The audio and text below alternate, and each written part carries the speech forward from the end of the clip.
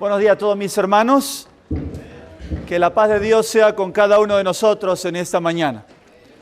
Queremos continuar con el estudio que estamos realizando del libro de Daniel y estamos llegando a la última parte, el deseado capítulo 11 y capítulo 12, donde realmente Dios ha revelado cosas muy interesantes y mucho más profundas, más detalladas que los capítulos anteriores. Quisiera iniciar este estudio basado en algunos textos del capítulo 11, y dice el capítulo 11, el versículo 2, y ahora yo te mostraré la verdad. ¿Qué le estaba mostrando aquí el ángel a Daniel? Vamos a ver que en este capítulo 11, Dios le muestra los acontecimientos desde el tiempo de Daniel hasta el tiempo del fin de una forma mucho más detallada que lo que se venía viendo en los capítulos anteriores. Como hemos dicho, la visión del capítulo 2 se repite después en el capítulo 7 y hay una repetición, pero cada vez que la repetición viene va una ampliación de la profecía. También vemos el versículo 19, luego volverá su rostro hacia las fortalezas de su tierra, pero tropezará y caerá y no será hallado más. ¿Qué me dice ese texto? Dos elementos interesantes aquí. Una potencia, fortaleza, poder, tratar de establecer su reino, pero después tropezará y caerá y no será hallado más. Y eso vemos en la historia. Vinieron reyes, Dios pone reyes y quita reyes. Tuvieron sus controles, sus dominios, pero han caído. Y el resumen es más conocido, el capítulo 11, por los conflictos entre el rey del norte y el rey del sur. Quizás como un subtítulo podemos darle a este capítulo. Y termina con el versículo 45, instalará sus tiendas reales entre los mares y en el glorioso monte santo. Entonces llegará a su fin y no tendrá quien le ayude. Ese es el fin del capítulo. Y aquí tenemos elementos conocidos. El glorioso monte santo. La Escritura siempre repite este monte santo, el monte de Sión. Mis queridos hermanos, tiene que ver con el futuro del pueblo de Dios. Tiene que ver con la historia del pueblo de Dios, desde un inicio, la preocupación de Daniel, hasta el tiempo del fin. Vamos a la historia. En el año primero de Darío, el de Media, yo estuve para animarlo y fortalecerlo. Y ahora yo te mostraré la verdad. He aquí que aún habrá 3 reyes en Persia, y el cuarto se hará de grandes riquezas, más que todos. Y fortificándose con sus riquezas, despertará a todos contra el reino de Javán. Levantaráse luego un rey valiente, el cual se enseñoreará sobre gran dominio y hará su voluntad. Pero cuando estará enseñoreado, será quebrantado su reino y repartido por los 4 vientos del cielo, y no a sus descendientes, ni según el señorío con que él se enseñoreó, porque su reino será arrancado y para todos y para otros fuera de aquellos. Y haráse fuerte el rey del mediodía, mas uno de los príncipes de aquel le sobrepujará, y se hará poderoso. Su señorío será grande señorío. Y al cabo de 2 años se concertarán y la hija del rey del mediodía vendrá al rey del norte para hacer los conciertos. Empero ella no podrá retener las fuerzas del brazo, ni permanecerá él, ni su brazo, porque será entregada a ella, y los que la habían traído, asimismo su hijo, y los que estaban de parte de ella en aquel tiempo. Mas del renuevo de sus raíces se levantará uno sobre su silla, y vendrá con ejército, y entrará en la fortaleza del rey del norte, y harán ellos a su arbitrio y predominará. Y aún los dioses de ellos, con sus príncipes, con sus vasos preciosos de plata y de oro, llevará cautivos a Egipto, y por años se mantendrá él contra el rey del norte. Así entrará en el reino el rey del mediodía, y volverá a su tierra. Mas los hijos de aquel se airarán y reunirán multitud de grandes ejércitos. Y vendrá a gran prisa, e inundará y pasará y tornará, y llegará con ira hasta su fortaleza. Hemos leído la sección para tratar de tener una idea general. Lo que yo puedo acentuar ya hay una clarificación en los mismos textos, en el versículo 8, de uno de los poderes que se menciona aquí. Se lo llama el rey del mediodía, o también menciona aquí Egipto. Esta es la parte sur. Vamos a hacer primeramente una estructura, una introducción de esta parte, y quisiera mencionar un detalle que mencioné ya el día viernes, cuando analizamos el libro del capítulo 9, el libro de Daniel capítulo 9. El capítulo 11 inicia muy similar que el capítulo 9, y los dos se refieren al Darío del Medo, o Darío de Media. Y yo quisiera mencionar el día viernes, mencioné que el capítulo 9.1 tendría que ser el fin del capítulo 8. Fue una equivocación, se refería al capítulo 11 porque se refiere a la misma persona. El capítulo 8 está bien la cronología, pero el capítulo 9, por eso aquí tenemos la conclusión de la tercera visión en el versículo 1, y a partir del versículo 2 en adelante es la cuarta visión, y ahí viene todo el desarrollo entre el rey del norte y el rey del sur. Pero la explicación que se dio es correcta, porque se refiere a la misma persona, a Darío de Meda. Y podemos mencionar aquí en la primera parte, la conclusión de la tercera visión, se refiere a Gabriel, que se le apareció a Darío de Media para animarlo. Y lo habíamos visto, leímos el viernes la cita del testimonio donde menciona que Gabriel se le apareció a Darío, que es el mismo que tenemos en el capítulo 9. Y ahí vamos ahora a la narración, realmente a la parte que nos interesa a partir del versículo 2. Y ahora yo te mostraré la verdad. Aquí tenemos el inicio de la cuarta visión, donde le está dando aquí el ángel a Daniel el desarrollo completo, todos los detalles que podía darle de lo que iba a pasar a partir del tiempo de Daniel hasta el tiempo del fin. Y habrá 3 reyes en Persia. ¿Cuáles son esos 3 reyes? Indudablemente se refería a lo que iba a seguir de Ciro en el trono de Persia, que son Cambises del año 530 al año 522, al falso Esmerdis o Guamata, cuyo nombre babilónico era Bardilla, un usurpador del año 522, y Darío I del 522 al 546 a.C. Aquí tenemos algunas confirmaciones históricas, algunos cuadros para que ustedes puedan ver. Cambises, en el año 525 hace una de las batallas de Cambises con 50.000 hombres y tomó control de Egipto. El falso Esmerdis, y como vemos aquí estamos hablando de poderes mundiales que tenían el control de toda la área histórica conocida de aquel tiempo.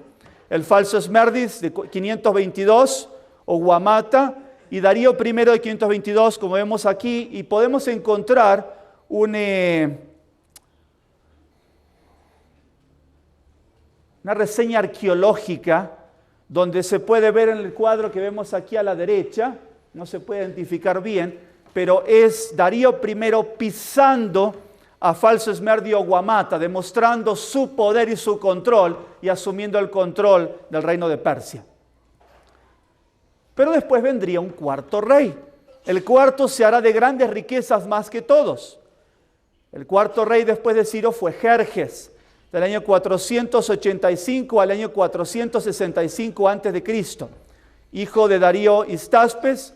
Resolvió conquistar Grecia y para ello organizó un poderoso ejército, según Herodoto, que contaba con 5.283.220 hombres. ¿Y para qué tan grande ejército? Vamos a verlo, porque la profecía lo mencionaba. Se identifica el Asuero también al libro de Esther como Jerjes. Se refiere a la misma persona, al cuarto rey que tenemos también en la historia de Esther. De él se dice que estaba especialmente orgulloso de las riquezas de la gloria de su reino. Aquí tenemos algunos cuadros y dibujos históricos de Jerjes, identificaciones para nuestros estudios, nuestra presentación también. Cuando analizamos la historia de este capítulo 11, es pura historia, es el desarrollo histórico, cómo sigue un rey después del otro, y como lo mencioné antes, cómo vienen luchas unos con otros para conquistar el territorio de las tierras bíblicas o del mundo conocido. despertará todos contra el reino de Javán. ¿Por qué tanto ejército, como lo mencionamos en el texto anterior? Cuando Jerjes subió al trono, se hicieron nuevos y grandiosos planes para la conquista de Grecia. Grecia era como la piedra de tropiezo para los persas y querían alcanzar Atenas y controlar a Grecia. Herodoto enumera a más de 40 naciones que proporcionaron tropas para el ejército de Jerjes. En ese vasto ejército estaban incluidos soldados de países tan distantes como India, Etiopía, Arabia, Armenia. Un ejército inmenso, millones como lo mencionamos. Javán, mencionábamos que iba a ir contra el reino de Javán. ¿Quién es el reino de Javán? Como mencionamos, son los griegos o los jonios, eran descendientes de Javán. Otras versiones lo traducen directamente como Grecia. El texto que yo leí, según las versiones, dentro de las versiones tradicionales Reina Valera ya cambian mucho ellos. Por ejemplo, algunos no utilizan el reino del mediodía, sino directamente dicen el reino del sur. Y así detalles. Aquí podemos ver directamente, se puede encontrar específicamente y sin mayores problemas de identificación al reino de Javán con los griegos. A pesar del gran número de soldados, los de Persia fueron derrotados en la bahía de Salamina. Primeramente ellos consiguieron entrar y hasta se apoderaron de parte de Atenas. Pero los griegos fueron siempre muy buenos guerreros en el mar. Por la estrategia de Grecia con su flota naval consiguieron derrotar a los persas. Bajo los constantes ataques griegos, muchos fueron hundidos y solo escapó una fracción de la marina. Y eso fue una gran derrota para los persas, a pesar de que eran tantos. Con esa victoria las fuerzas marítimas persas quedaron eliminadas de la lucha contra Grecia. El año siguiente, en el año 479 a.C., los griegos derrotaron decisivamente a las tropas de Persia en Platea y las expulsaron para siempre de Grecia. Como mencioné, ya habían tomado cierta parte del territorio de Grecia, pero cuando perdieron en la batalla de Salamina, que fue la más importante que tuvieron, perdió la fuerza persia, los persas y los griegos tomaron otra vez fuerzas y reconquistaron su territorio. Aquí se puede ver un cuadro, arriba a la izquierda, donde tenemos a Jerjes, que testifica o que puede observar la batalla de Salamina.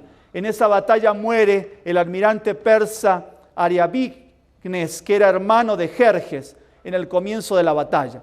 Herodoto menciona que se enfrentaron 373 barcos de Grecia contra 1.207 barcos de Persia. Impresionante la diferencia. Pero ¿qué pasó? Los barcos de Persia eran más grandes, los barcos de Grecia eran más pequeños y estaban acostumbrados a maniobrar dentro de la bahía. Y eso sucedió que los barcos persas eran tantos, pero no pudieron maniobrar y fueron emboscados por los barcos de Grecia y así fueron destruyendo la flota hasta que los persas tuvieron que retirarse. Quiero hacer unos cuadros para que podamos ver la historia. Estamos hablando en el tiempo de Ciro, 559 hasta el año 530. Después hablamos del primero, segundo y tercer rey de Persia. Tenemos a Cambises, al falso Esmerdis y a Darío Estaspes. Y después tenemos al cuarto, identificamos entonces como a Jerjes, del año 485 al año 465. Y se debilitó su poder. El versículo 3 sigue diciendo, levantaráse luego un rey valiente, el cual se enseñoreará sobre gran dominio y hará su voluntad. ¿Quién fue el rey valiente que se levantó en esta época? Los griegos comenzaron a tomar fuerza ahora. Un rey valiente o un guerrero fue Alejandro Magno, el año 336 al 323. Gran dominio. El dominio de Alejandro se extendió desde Macedonia y Grecia hasta el noreste de India, desde Egipto hasta el río llamado hoy Sirdaria, antiguamente Laxartes, al este del mar de Aral. Era el mayor imperio que el mundo hubiese visto hasta ese tiempo. Aquí podemos ver las conquistas de Alejandro. Cómo salió de Grecia, consiguió primeramente Egipto y se fue para Arabia y para Asia, conquistó hasta India, regresó, estableció su capital en Susa y ese fue el fin de la historia. El año 336 Alejandro heredó el trono de Macedonia, estado semigriego en la frontera norte de Grecia. Macedonia hasta ahora fueron parte de Grecia, pero hoy es un país independiente. El padre de Alejandro, Filipo, ya había unido bajo su dominio a la mayoría de las ciudades-estados de Grecia por el año 338. Aquí tenemos un pequeño resumen de la historia que es interesante que lo tengamos como documentación. Alejandro demostró su temple al aplastar revoluciones en Grecia y Tracia, después de haber restablecido el orden en su propio reino, porque había muchos conflictos en Grecia internos. Aun cuando vinieron los persas en el tiempo de, como mencionamos, cuando esa gran flota llegó, los persas se unieron solamente para luchar contra los persas, pero seguían siempre en conflictos internos. Y se lanzó ahora, después de haber restablecido el orden en su propio reino, Alejandro se lanzó a la tarea de conquistar el imperio persa. Ambición que había heredado de su padre. Entre los factores que impulsaron al joven rey a llevar a cabo sus planes estaban la ambición personal, la necesidad de expansión económica y el deseo de difundir la cultura griega y una animosidad natural contra los persas a causa de las guerras anteriores con sus compatriotas. En el año 334 Alejandro cruzó el Helesponto y entró en territorio persa con solo 35.000 hombres. La insignificante suma de 70 talentos en efectivo y provisiones para solo un mes. Cuando vemos nosotros este detalle, podemos aprender algo de Alejandro Magno. Era un hombre que tenía una visión y una fe en su capacidad humana. No tenemos que hacerlo nosotros así. Nosotros tenemos el elemento divino, que es la fe y el poder en Dios. Y él salió confiado que podía conseguir. Nosotros tenemos como creyente aún más, hermanos. No confiamos en los poderes humanos, sino confiamos en el poder divino. Y lo que sucedió fue que consiguió territorio tras territorio. La campaña fue una serie de triunfos. La primera victoria fue lograda en Gránico, la segunda en Iso, al año siguiente y otra en Tiro, y un año después. Y así, pasando por Palestina, Alejandro conquistó Gaza, después Egipto, virtualmente sin oposición. Allí en el año 331 fundó la ciudad alejandrina, se declaró a sí mismo sucesor de los faraones y sus tropas lo proclamaron como un dios. Cuando nuevamente ese año emprendió la marcha, dirigió sus ejércitos hacia Mesopotamia, el corazón del imperio persa. Los persas le hicieron frente cerca de Arbela, al este de la confluencia de los ríos Tigris y Gran Sa, pero sus fuerzas fueron derrotadas y se dieron a la huida. Las fabulosas riquezas del mayor imperio mundial estaban a disposición del joven rey solo de 25 años de edad. Este joven era un guerrero. Después de una organización preliminar de su imperio, Alejandro prosiguió con sus conquistas hacia el norte y hacia el este. Por el año 329 ya había tomado Maracanda, que es ahora Samarcanda, en el Turquestán. 2 años más tarde invadió la parte noreste de India. Sin embargo, poco después de cruzar el río, sus tropas rehusaron seguir más adelante. Eso quiere decir que si fuera por Alejandro tendría más territorios todavía, pero estaban agotados y se vio obligado a acceder a sus deseos. De vuelta en Persia y Mesopotamia, Alejandro debió encarar la gran tarea de organizar la administración de sus territorios. En 323 estableció su capital en Babilonia, ciudad que aún estaba recuerdos de la gloria del tiempo de Nabucodonosor. En el mismo año, después de excederse de la bebida, Alejandro cayó enfermo y murió.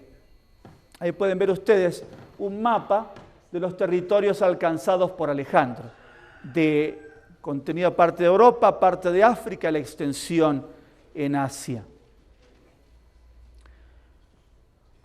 Pero cuando estará enseñoreado, será quebrantado su reino, dice Daniel 11:4. Y repartido por los 4 vientos del cielo, y no a sus descendientes, ni según el señorío con que él se enseñoreó, porque su reino será arrancado y para otros fuera de aquellos. Conocemos la historia porque la vemos en los capítulos anteriores, cuando el leopardo tenía las 4 cabezas. ¿Qué pasó? Será quebrantado su reino. Apenas había alcanzado Alejandro el pináculo de su poder cuando fue quebrantado. En 323, este rey que gobernaba desde el Adriático hasta India, cayó repentinamente enfermo y falleció 11 días después. En el mismo año que estableció su capital en Babilonia, en 323, después que se diera la bebida, como lo sabemos. Alejandro cayó enfermo y tenía solamente 13 años en el poder y había conquistado el mundo de su época. Será quebrantado. Alejandro no dejó sucesor de su familia, tenía un hijo, pero era pequeño, tenía un hermano también, pero comenzaron a gobernar bajo la tutela de otros, pero comenzaron las luchas internas de los generales y no quedó ninguno de ellos. Por eso decías, la Escritura, la revelación de Dios, y no a sus descendientes. Los 4 vientos los tenemos en diferentes secciones de las Escrituras, refiriéndose a los 4 puntos cardinales, como también a los 4 generales. Lo tenemos en Apocalipsis cuando habla de los 4 vientos también. Porque su territorio se extendió al norte, al este, al sur y al oeste, del territorio conocido en aquel tiempo. No a sus descendientes. El hijo póstumo de Alejandro fue llamado rey, como lo mencioné, pero era un niño y no consiguió permanecer en el liderazgo de Grecia. Tenemos un cuadro de la muerte de Alejandro Magno que sorprendió a todos por la rapidez. Y ahora viene la división del reino. ¿Cómo fue en la parte histórica? Vamos a ver si bajamos este cuadro.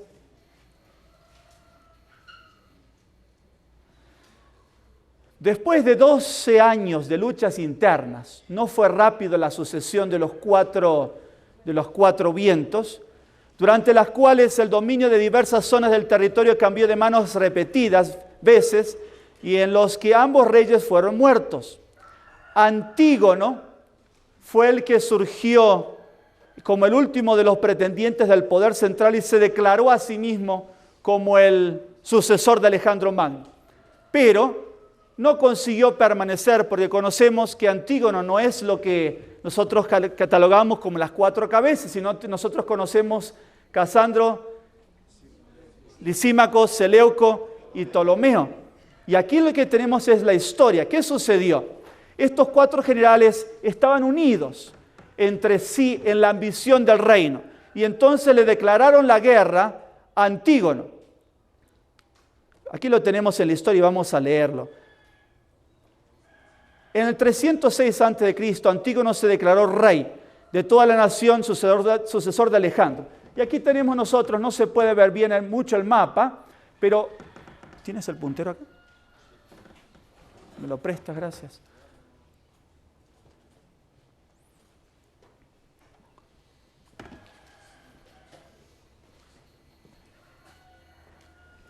Muchas gracias. ¿Ah? ¿Funciona? Bueno, aquí tenemos nosotros la sección de Casandro, de Lisímaco, de Seleuco y Ptolomeo. Y aquí en la región central, que la parte más importante bíblica, vamos a decir así, estaba Antígono.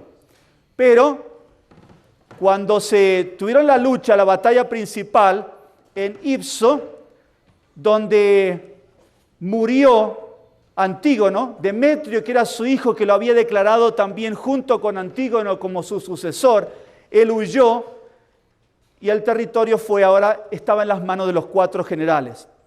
Con excepción de pequeños fragmentos, esto dejó en pie 4 reinos independientes, en lugar del inmenso imperio que Alejandro había formado, pero que no había logrado consolidar. Ptolomeo tenía Egipto, Palestina y parte de Siria. Después vamos a verlo en el mapa otra vez. Casandro dominaba Macedonia con soberanía nominal sobre Grecia. Lisímaco tenía Tracia y gran parte del Asia Menor. Y Seleuco poseía la mayor parte de lo que había sido el imperio persa. Parte del Asia Menor, el norte de Siria, Mesopotamia y el oriente. Demetrio solo quedó con una flota y varias ciudades costeras que no llegaron a conformar un reino, aunque más tarde desplazó a los herederos de Casandro y fundó la dinastía Antigónida en Macedonia. Aquí vemos nosotros, no se puede ver otra vez bien, pero la división otra vez del reino. Casandro, Lisímaco, Seleuco y Ptolomeo. Seleuco quedó con la parte más grande del territorio que había tenido Antígono. Otra vez tenemos el cuadro para que nos podamos dar el seguimiento a la profecía. Alejandro Magno y la división Casandro, Lisímaco, Seleuco y Ptolomeo. Pero ahora la historia se centra en especialmente la parte del norte y del sur. Vamos a ver lo que dice el versículo 5. Y haráse fuerte el rey del mediodía, mas uno de los príncipes de aquel le sobrepujará, y será poderoso su señorío, será grande señorío. ¿Quién dijimos que era el rey del mediodía? El rey del mediodía es lo mismo que el rey del sur, o Egipto. El rey del mediodía o rey del sur. Dice aquí entonces, haráse fuerte el rey del mediodía o el rey que estaba en el sur. ¿Quién estaba en el sur que lo dijimos según el mapa? Los Ptolomeos. Mas uno de los príncipes de aquel le sobrepujará y será poderoso. Ahora la pregunta es, ¿pero por qué está aquí? Entonces aparenta como que es un conflicto que surge dentro de los Ptolomeos. Veamos un poquito la historia. Después, desde ese lugar en adelante, y a través de gran parte del capítulo, la profecía, como hemos visto, está el conflicto entre el norte y el sur. Vamos a saltar un poquito más. Seguimos leyendo acá. La profecía se enfoca en dos reinos que surgieron del imperio de Alejandro, los que más se relacionaron con los judíos y el pueblo de Dios. Esos reinos fueron Siria, gobernada por los Seleucidas, y Egipto, gobernado por los Ptolomeos. Entonces comienza un conflicto entre los descendientes de Seleuco, que era el territorio más grande, y los Ptolomeos, el norte y el sur. Pero vamos a verlo como tenemos la parte histórica. Desde el punto de vista geográfico, como hemos visto, uno está al norte, Palestina, y el segundo está al sur. En la traducción de la Septuaginta usa el término rey de Egipto en vez del rey del sur. En el versículo 8, como lo mencionamos ya, está especificado. Una de las inscripciones mejor conocidas del sur de Arabia, según Glasser, número 1155, y esto es interesante, se refiere a una guerra entre Persia y Egipto directamente, y la llama a los respectivos reyes del señor del norte y el señor del sur. Eso quiere decir que hay elementos históricos que comprueban que existió un conflicto entre estos dos poderes y se mencionaba el conflicto entre el rey del norte y el rey del sur. En el momento histórico al cual se refiere este versículo, el rey de Egipto, Ptolomeo I o Sóter, también llamado Ptolomeo Lago del 305 al 283, uno de los mejores generales de Alejandro que estableció la monarquía helenística que más perduró. Acentúo en esto, es la que más duró y lo vamos a ver después. Vamos a tener un cuadro de la familia, de la genealogía, los descendientes de los Ptolomeos y de los Seleucos. Uno de esos príncipes. Estamos diciendo que eran diferentes generales, ¿por qué lo llamamos uno de esos príncipes? Evidentemente esto se aplica a Seleuco. ¿Cómo puede ser que Seleuco era un príncipe de los Ptolomeos? Otro de los generales de Alejandro que se apropió del gobierno de la mayor parte del dominio, aún más, tenían mayor territorio que los Ptolomeos. Pero ¿qué sucedió? En el año 316, Seleuco, quien había ocupado Babilonia desde 321, fue expulsado de dicha ciudad por su rival Antígono. Entonces Seleuco se puso a las órdenes de Ptolomeo, a quien ayudó para que derrotara a Demetrio, hijo de Antígono, en Gaza en 312 a.C. Poco después de esto, Seleuco logró recuperar sus territorios en Mesopotamia. ¿Qué quiere decir esto? Que estaban relacionados y como Seleuco perdió fuerza con lo que había quedado de Antígono, Demetrio, ¿qué sucedió? Se sometió a los Ptolomeos, que aunque eran generales, le pidió la ayuda. Por eso la Escritura lo menciona uno de sus príncipes, porque el poder en este momento más fuerte se había convertido el del sur. Por eso la profecía comienza con el sur, que fue el que ayudó a retomar los territorios de Alejandro y otra vez se lo entregó a los Seleucos. se hará poderoso. Versículo 5 dice, y haráse fuerte el rey del mediodía, como hemos leído ya, mas uno de sus príncipes de aquel le sobrepujará, como hemos visto,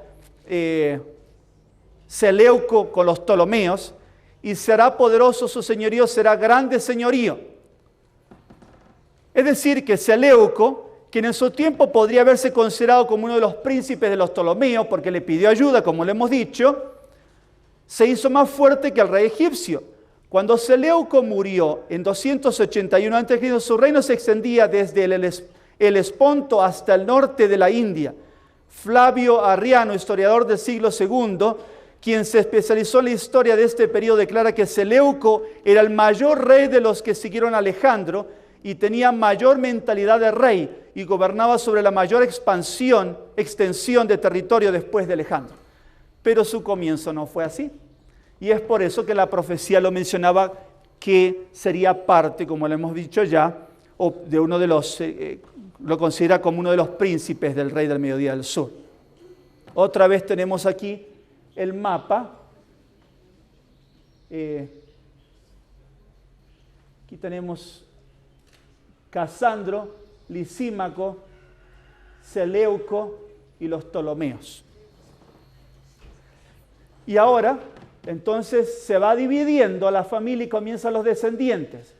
De Seleuco comienzan los antíacos. Los Ptolomeos, ellos siguen la línea de los Ptolomeos. Y en la familia de los Seleucos comienzan una mezcla entre Seleucos y Antíocos. Vamos a seguir ver lo que dice la profecía. Al cabo de unos años haría la alianza y la hija del rey del sur irá al rey del norte para realizar el convenio. Pero ella no podrá retener la fuerza de su brazo, ni tampoco prevalecerá él ni su descendencia. Pero en aquel tiempo ella será entregada junto con los que la habían traído y con su progenitor y sus partidarios. Al cabo de unos años, ¿qué sucedió entre los Seleucos y los Ptolomeos? La visión profética enfoca una crisis que ocurrió unos 35 años después de la muerte de Seleuco, pero harían alianza. Lo que sucedió, comenzaron guerras otra vez entre el rey del norte, vamos a decir los Seleucos, y el rey del sur, los Ptolomeos. Y eso fue un sinfín de conflictos hasta, como decía la Escritura, harían una alianza. Y así fue.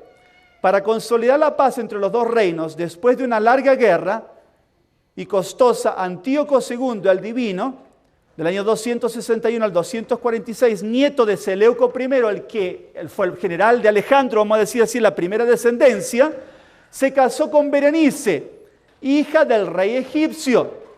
Por eso dice ahora la hija del rey del sur. Y fue que el rey del sur ofreció a su hija para hacer un contrato, un acuerdo de paz, y que hagan un matrimonio entre los dos.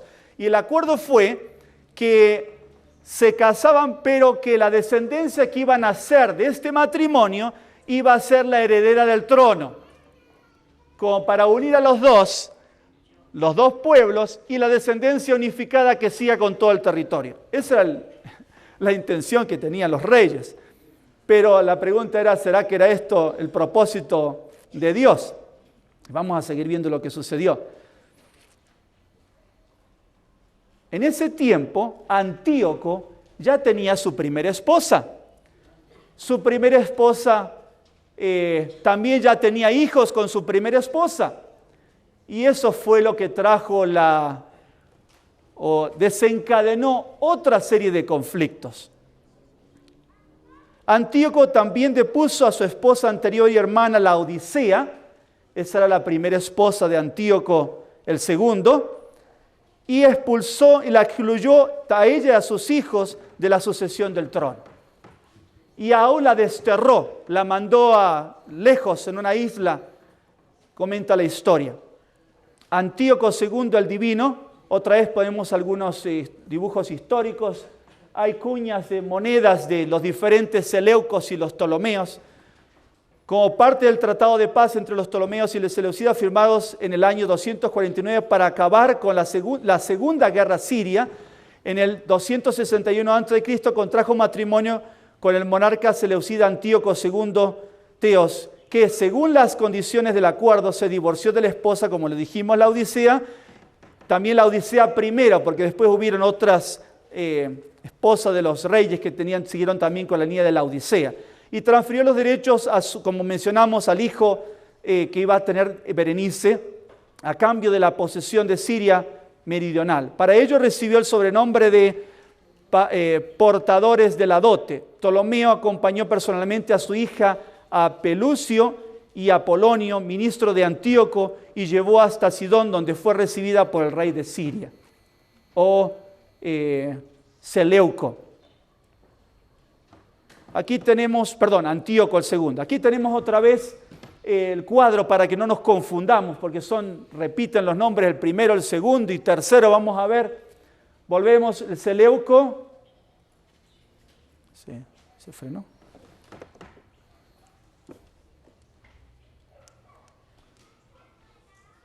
Aquí tenemos el Seleuco, Ptolomeo, Antíoco II, el divino. La sucesión de Ptolomeo es el Ptolomeo II. Antíoco entonces estaba casado con Laodicea, hicieron un acuerdo de paz, se casó con Berenice, tuvieron un hijo y ahora viene el desenlace, lo que sucedió.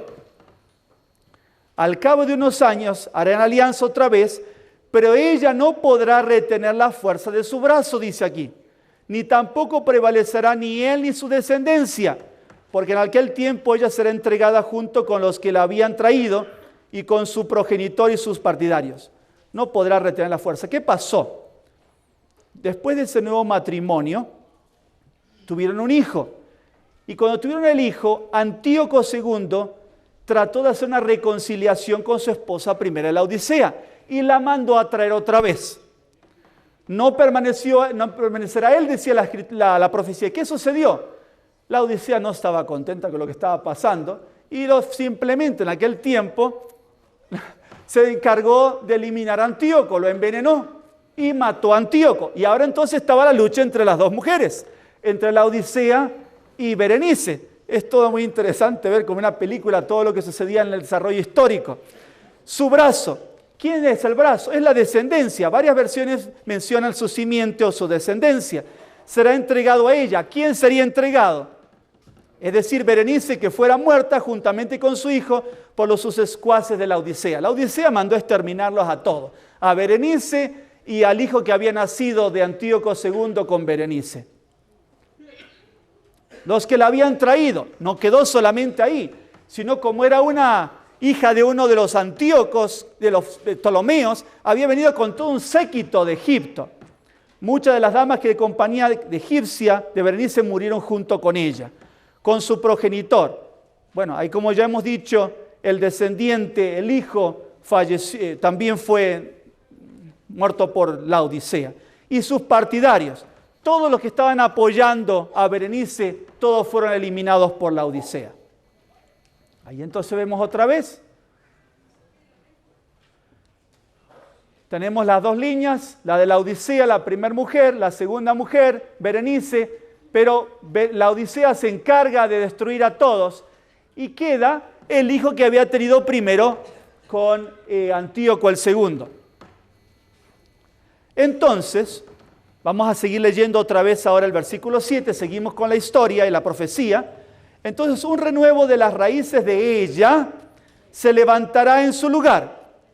Vendrá con un ejército y entrará en la fortaleza del rey del norte y hará con ellos según su deseo y predominará.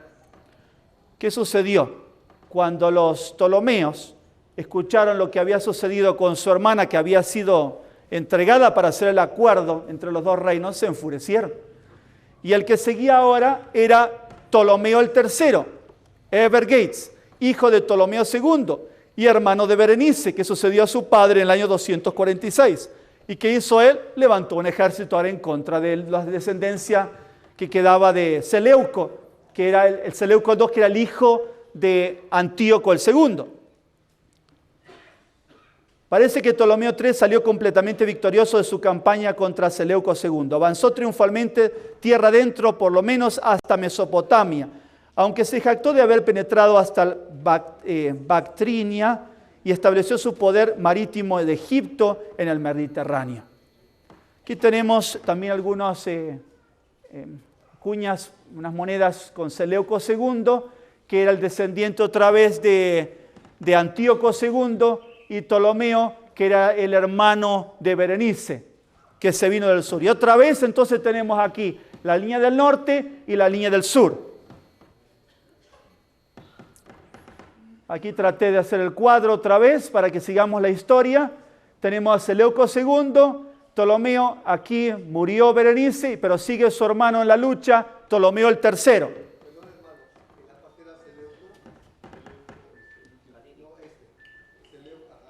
Seleuco II, Ptolomeo el III.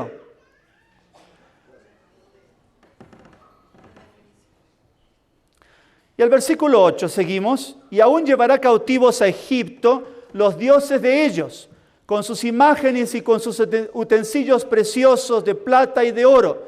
Durante algunos años él se mantendrá a distancia del rey del norte. ¿Qué sucedió?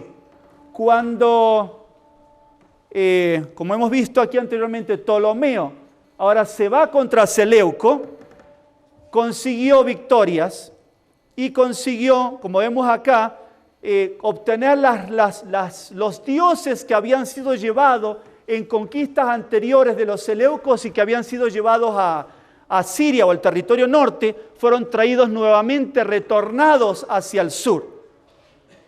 El decreto de Canopes dice en alabanza a Ptolomeo III, y aquí tienes el decreto de Canopes, hay registros históricos que comprueban esto, y arqueológicos.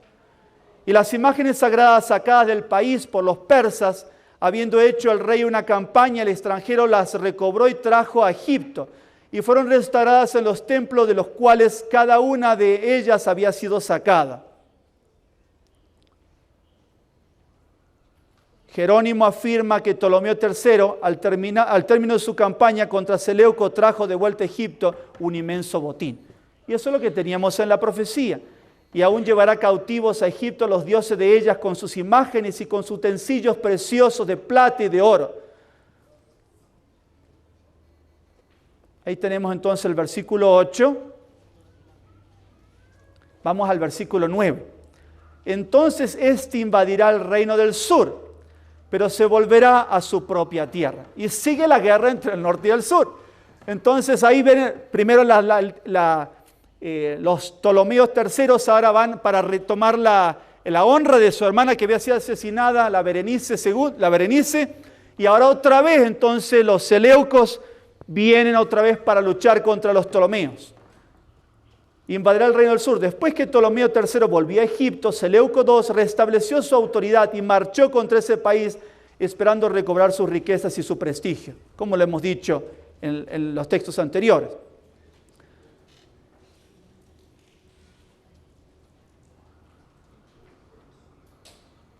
Aquí tenemos diferentes versiones que indica, por ejemplo, una en nota de pie de página que el pronombre personal con que empieza el versículo 9 se refiere al rey del norte. También otra versión dice directamente, el rey del norte tratará de invadir al sur, siempre refiriendo a la lucha entre los dos reinos. Volverá a su tierra. ¿Qué sucedió? Seleuco luchó contra Ptolomeo III, pero fue derrotado y obligado a volver a su tierra con manos vacías porque no consiguió mucho. Pero ahora la historia sigue y siguen los conflictos entre el norte y el sur y otra vez la descendencia. Luego sus hijos se alistarán para la guerra y reunirán un ejército de una multitud de soldados que vendrá con su gran fuerza, inundará, pasará y volverá, llevará la guerra hasta su fortaleza. Luego sus hijos, estamos hablando del que había venido a luchar y volvió a su tierra, que ¿quién era? Era del norte, que había atacado, como dijimos acá, Seleuco II. ¿Quiénes eran los hijos de Seleuco II? Seleuco III, Serauno Soter, del año 226 al año aproximadamente 223, quien fue asesinado después de un breve reinado.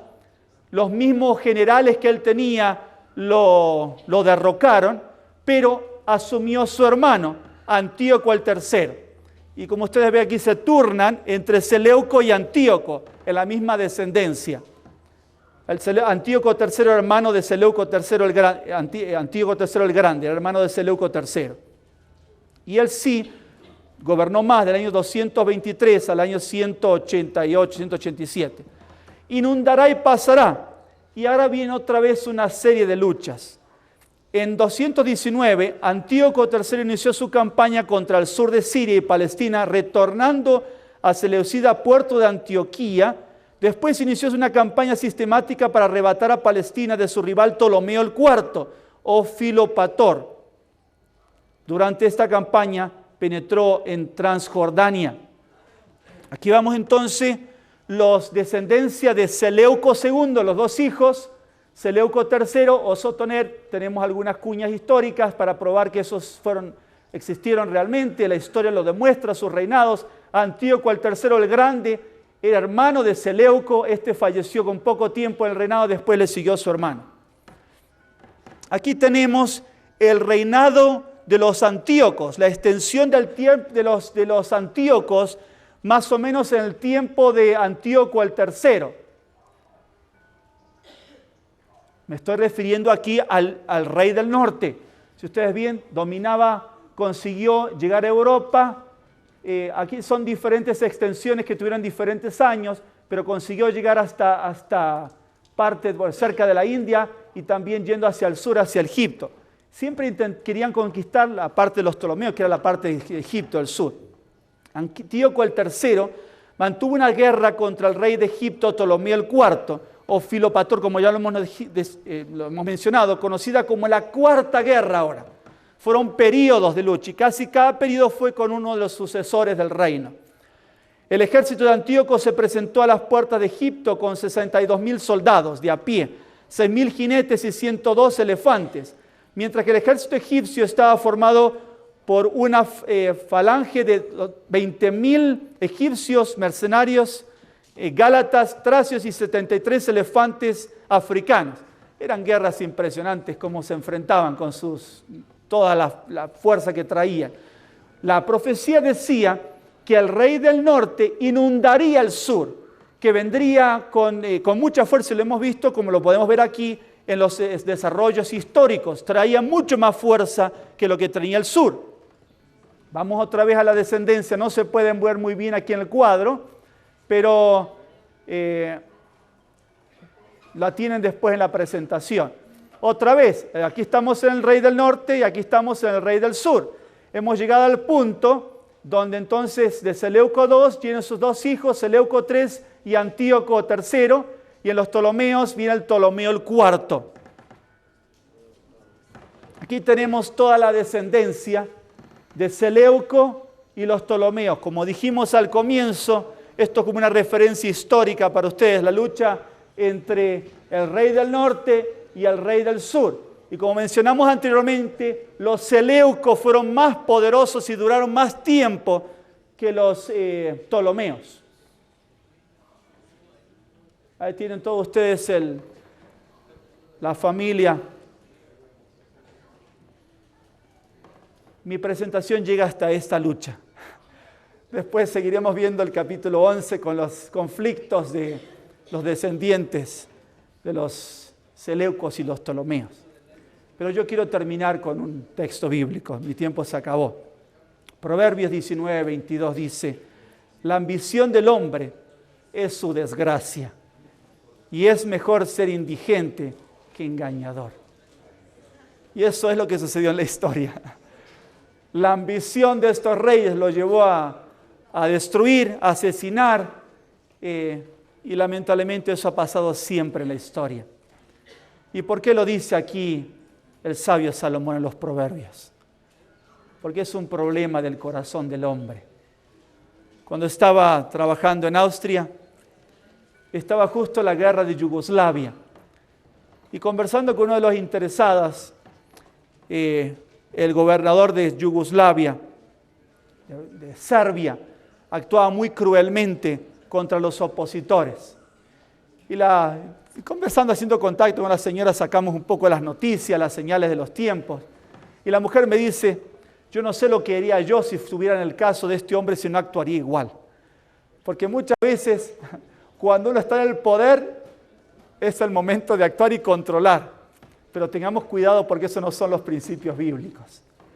Esas fueron las luchas que existieron en la ambición del hombre, la ambición carnal, para conquistar y controlar. Pero en el pueblo de Dios, nuestro objetivo, somos una familia, es trabajar unidos.